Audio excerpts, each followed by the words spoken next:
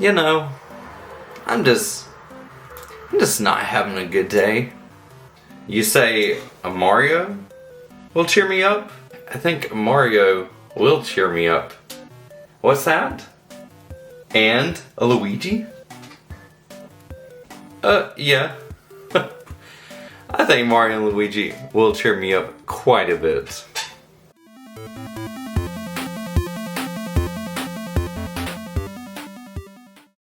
Hello and welcome to another episode of Nostalgic Nick-Nacks.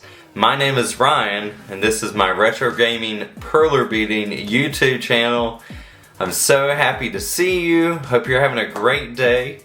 Today I've got another video with some more Super Mario World characters, and if you saw the intro, you know who I'm talking about. I'm talking about more Mario and Luigi. And as I promised in my first video on Super Mario World, I have brought to you Yoshi. So both of these perlers are on stands, as you can see. I'm going to show you how to make these guys.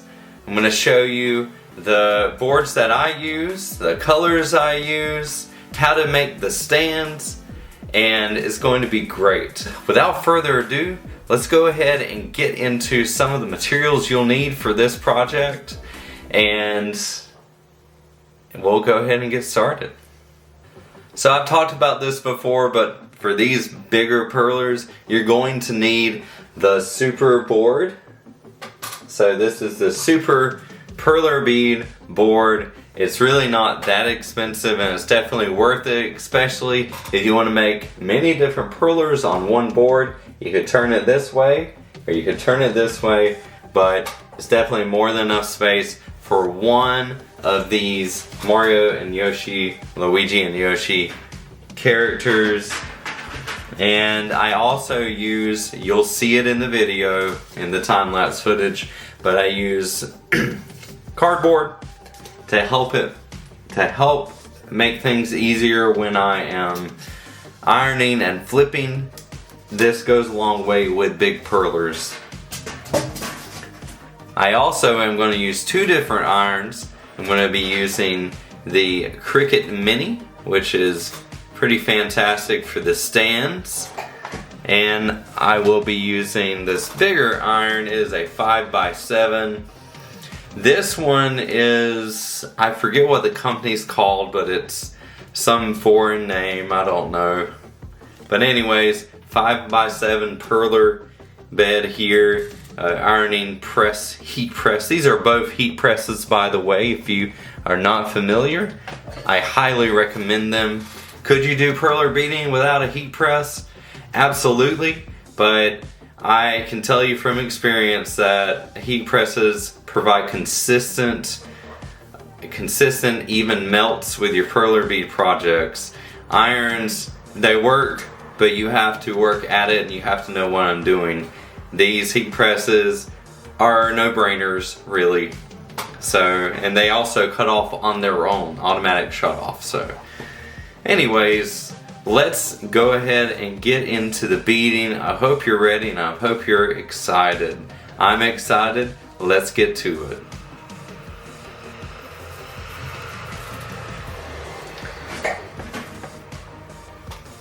Some other things you're going to need for today's project for the stands. You need some smaller pieces of perler ironing paper. And for the bigger perlers, you're going to need a bigger sheet, of course. And something I always forget to mention, you're going to need some heavy books. You can find these at any used bookstore or thrift stores that have books. For perler beading, I always love to use the precision tweezers, and I make a lot of good use of the Perler Bead Pen. I do have a video on this if you're interested, a review on the Perler Bead Pen. So anyways, I think that's about everything. Let's go ahead and get started with the beading.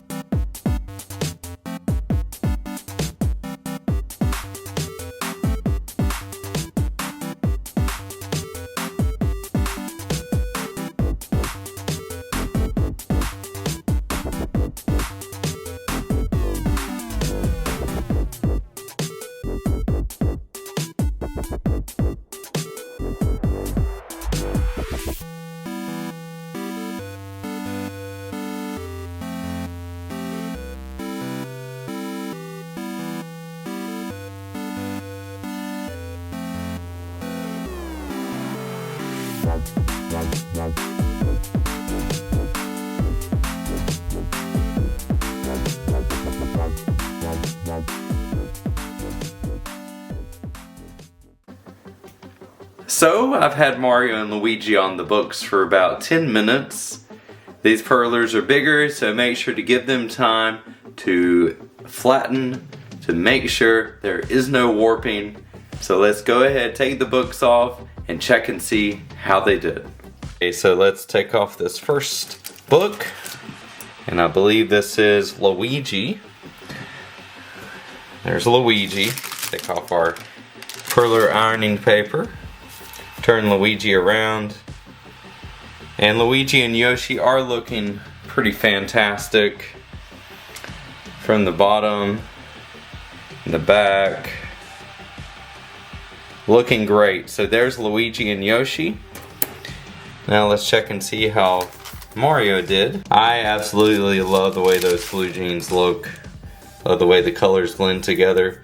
So here's Mario and Yoshi, and he looks absolutely fantastic. And so does Mario. But we all know Yoshi is the star of the show here. So there you go. There's Mario and Yoshi. And here's Luigi and Yoshi, and they look fantastic. Alright, we've had our stands under the books for just a few minutes, about 5 minutes. Let's see how they are looking. There's Mario's and Luigi's. Now, they look great, so let's see how everything shakes out when we assemble all of our pieces. Alright, so here comes the most satisfying part of the purler stand process, is just seeing how these stands click into the purler. So here's Mario and Yoshi, here's the Mario stand, and let's see how it clicks in. Ah, very nice, very nice. Very wonderful, wonderful. Look at that. I love it. Alright, now on to Luigi. And here is the purler assembly.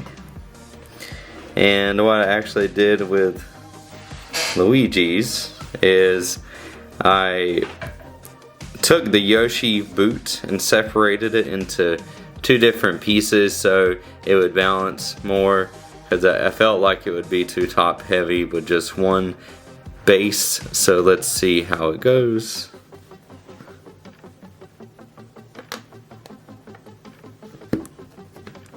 Oh, perfect. Perfect. Really nice. Looks so good. That pink looks really good as the base. Of course you could do red, but it would kind of blend in with those Yoshi boots. Oh, they look so fantastic. I love the way these turned out.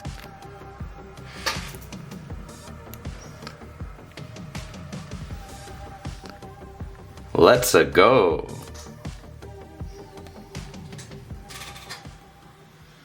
So that's it. That's all there is to it. And before you know it, you have some wonderful pixel, purler, Mario, and Luigi buddies on your bookshelf. I love the way these guys turned out, and I hope you really enjoyed this video. I love the characters of Super Mario World and can't wait to do more of them. Remember to leave me a comment if you have any questions, and if you enjoyed this video, please leave a like, subscribe. I'm enjoying doing this, and I really appreciate each and every one of you for watching. So have a great day, and until next time, happy beading.